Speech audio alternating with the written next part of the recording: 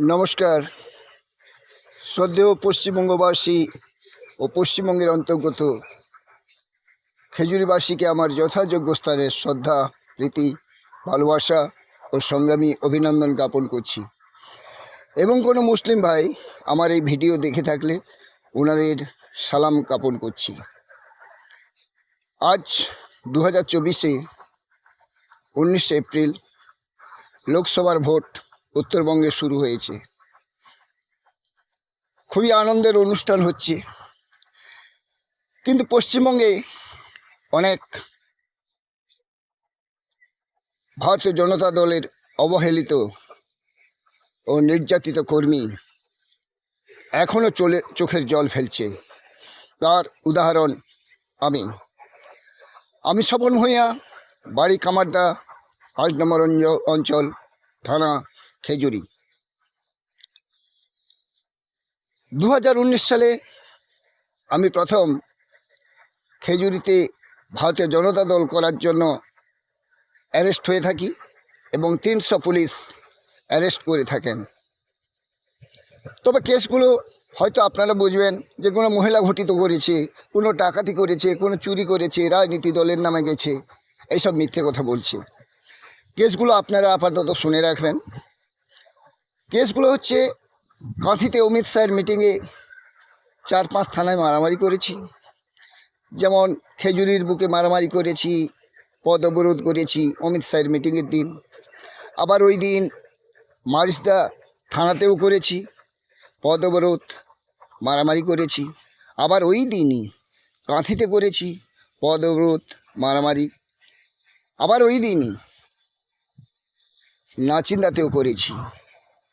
তারপর মহিষাদল, গাড়ুভাটা ইত্যাদি ইত্যাদি রয়েছে। এরপরে রয়েছে বিভিন্ন কেস।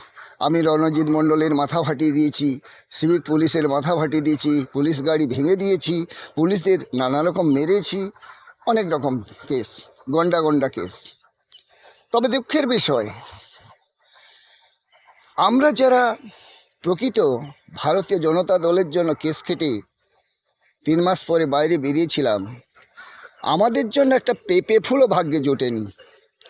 কিন্তু এখন দেখছি মদুয়া মাতালগুলো কিছু অ্যারেস্ট হচ্ছে, আবার বেরিয়ে আসছে। শুভেন্দু দাদা আসার পরে মোটা গড়গড়ে রজনীগন্ধার মালা দিয়ে বরণ করছেন, খুবই আনন্দিত হচ্ছি। হায় সত্য সেলুকাস, কি বিচিত্র এই দেশ, দলের জন্য আমরা আজ পাংতেও। সবচেয়ে বড় কথা, এইসব কর্মীগুলো লিগ্যাল সেলে একটা উকিলও পায়নি। পশ্চিমবঙ্গবাসী ও খেজুরিবাসী শুনে রাখুন, লিগ্যাল সেলে একটা উকিলও পায়নি। আমি একজন প্রতিবন্ধী। খেজুরি 1 নম্বর ব্লকের মধ্যে 6টা অঞ্চল, 6টা অঞ্চলের মধ্যে 2019-এ আমি টপ রেজাল্ট করিয়েছিলাম আমার নেতৃত্ব দিয়ে। মণ্ডল সভাপতি শুধু নামেই মণ্ডল সভাপতি ছিল, আর ইলেকশন আওয়ারে দেবাশিস সামন্তের সময় কী ঘটনা করেছে না করেছে আমার পুরনো কর্মীগুলো জানতে কোনো অবকাশই রাখেন না। তবে আজকে এই প্রতিবন্ধী জীবনে একটা দোকান ছিল, সে দোকানটাও বিক্রি করে দিয়েছি। বাড়িতে 1-2 কেস যদি ঢোকে, সে ভিখিরি হয়ে যায়। আর আমি গন্ডা গন্ডা কেস মাসের পর মাস, বছরের পর বছর টানতেছি। কোনো হাই কোয়ালিটির নেতা ভারতীয় জনতা দলের এসে সামনে বলতে পারবে না তোমাদের উকিল খরচ বাবদ 1 টাকা, বা বাস ভাড়া বাবদ 1 টাকা, বা কাঁথির হোটেলে খাওয়া বাবদ 1 টাকা দিয়েছি। তাই আফটার মেট কামস মাস্টার, যার নুন আনতে পান্তা ফুরোয়, সর্বস্ব ভিখারি হয়েছে এই ভারতীয় জনতা দলের জন্য। তাদের জন্য আজকে কি সুবিচার। আমি অমিত বাবুকে আজকে এই 2019-এর ভাষণটা মনে করিয়ে দিই। অমিত বাবু যখন কাঁথিতে মিটিং করতে এলেন 2019 সালে 29 ফেব্রুয়ারি, আজকে ওনার কথাগুলো আমার বাজছে। উনি মানে একজন মন্ত্রী, স্বরাষ্ট্রমন্ত্রী, ওনার কথা আজকে বাজছে আমার। কি বাজছে বলুন তো?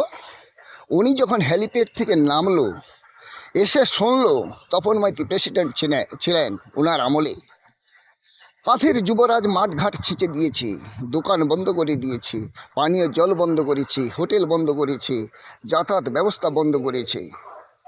উনি শুনলেন, টং টং করে স্টেজে উঠে গেলেন। উঠে ওনার বক্তব্যটা আজও কানের কাছে বাজে। शुभेंदु दादा, तुम पहुंच नहीं सकते, नारोदा सारोदा मामला से तुम पहुंच नहीं सकते, तुम्हारा कमर में रस्सी बांध के हम जेल में डालेंगे, हम 2019 चुनाव में 27 आसन छीन लेंगे, हमारा काउंटिंग 1 बजे ख़त्म होगी, 2 बजे ममता दीदी का सरकार गिर जाएगी। সত্য সেলুকাস কি বিচিত্র এই দেশ। সত্যি অমিত শাহজি কি বক্তব্য আপনার দারুণ। ঠিক 1 বছরের মাথায় মেদিনীপুরে যোগদান শিবির করে তুললেন। শুভেন্দু অধিকারীকে পাশে বসিয়ে পিঠ চাপড়াচ্ছেন। কেমনভাবে চাপড়াচ্ছে জানেন? দেশে যখন আমাদের পাড়াগাঁয়ে চারা পোনা বেচতে আসে, হাঁড়ির মধ্যে ছোট ছোট চারা পোনা রেখে মাছগুলো চাপড়াতে থাকে 2 হাত দিয়ে, ঠিক আপনি যেন শুভেন্দুবাবুর পিঠটা চাপড়াচ্ছেন। ফটোটা দেখবেন যোগদান শিবিরের কাহিনীটা। সেই দিন আমাদের মতো কর্মীর বুকটা যেন লাথি দিয়ে দুর্মুষ করে দিয়েছেন। তারপর থেকে তো আমরা ইউজ অ্যান্ড থ্রো পেন। কি বিচিত্র আপনাদের সংগঠন। আজকে ডুকরে ডুকরে কাঁদছে, সর্বহারা হয়ে গেছে। 2018 সালে সেই বিরোধী শূন্য করলে 5 কোটি, কার বক্তব্য ছিল আপনারাই জানেন। কত মায়ের কোল শূন্য হয়েছে। আমার স্ত্রীর চুলের মুঠি ধরেছে নৃশংস বর্বরগুলো, আর যারাই ধরেছিল তারাই এখন কিন্তু বিজেপিতে। আজকে আমার স্ত্রী প্রশ্ন করছে, তুমি সংগঠন সাজাতে যাচ্ছ বুতে বুতে কেন? আমাকে দায়িত্ব দিয়েছিল। স্ত্রী বলছে কেন? প্রথম জবাব দাও, আমি ভোটটা কাকে দেবো? 2018 সালে যেই মহান ব্যক্তি আমার চুলের মুঠি ধরে বুথ থেকে বের করেছিল, সে দরজা খুললে দেখি তোমার বিজেপির শিবিরে। যে আমাকে শ্লীলতাহানি করেছিল, আমার ছেলেদের সামনে ঘর ছাড়া করে দিয়েছিল, সে দেখি বিজেপির মূল মাথার উপরে। আমি ভোটটা কোথায় দেবো? মোদিজি তো আমাকে বাঁচাতে আসবে না এই পশ্চিমবঙ্গের বুকে। আমার বুথে বাঁচাবে আমার স্থানীয় সংগঠনের কর্মীগুলো, কিন্তু সে সংগঠনের কর্মী ওরা। আমি ওদেরকে গিয়ে কি বলবো যে আমি বিপদে পড়েছি, উদ্ধার করুন? পারবো না। তাই ভোটটা কোথায় দেবো বলো? আমার স্ত্রী আমাকে প্রশ্ন করে। সত্যি ভারতীয় জনতা দলের নেতা, কি প্রশ্নের মুখে আমি পড়েছি বলুন তো? বলতে পারেন? খুব আশ্চর্য লাগে। হায় রে ঈশ্বর, এমন একটি দল আমরা করতে গেছিলাম। আজকে দেখি কত দিন দেখেছি অমিত বাবু এসে কলা পাতাতে বিছিয়ে খাচ্ছে এই বাংলাতে এসে। এগুলো কি আপনার প্রহসন ছিল? আপনার ওই মুখের কথা 2019 সালের যদি প্রহসন হয়, তাহলে এগুলো কেন প্রহসন হতে পারে না? আপনি তো আমাদেরকে বিশ্বাস জুগিয়েছেন। বাহ, সত্য সেলুকাস কি বিচিত্র এই দেশ। সত্যি অমিত বাবু কি বিচিত্র আপনার সংগঠন। আমরা আর কিছু বলতে চাই না, তবে আমি একটু কমেন্ট করি। তাতে মণ্ডল সভাপতিকে থ্রেট দিয়েছে, ওনার নামটা বিধানসভাতে কেটে দাও। আরে বাবা, আমি এমন কোনো কারোর দয়ার দান নিই না, আর নেতার পাচেটে কোনো পদ নিই না। আমাকে সবাই জানে, বিশেষ করে খেজুরিতে জানে সংগঠন কেমন করে সফল হয়ে। আপনারা করুন। মোদিজিকে ভালোবাসি, কিন্তু মোদিজিকে ভালোবাসি বলে মধুয়া রাজ্যত্ব করতে পারবো না, এটা বলে দিলাম। মোদিজি পূজনীয় হতে পারে, কিন্তু মোদিজির নামে মধুয়া রাজ্যত্ব এটাও মেনে নিতে পারছি না। যাক, আপনারা ভালো থাকুন। তবে আমার কষ্ট কি জানেন? যে কেমন ধরনের নেতা আপনারা।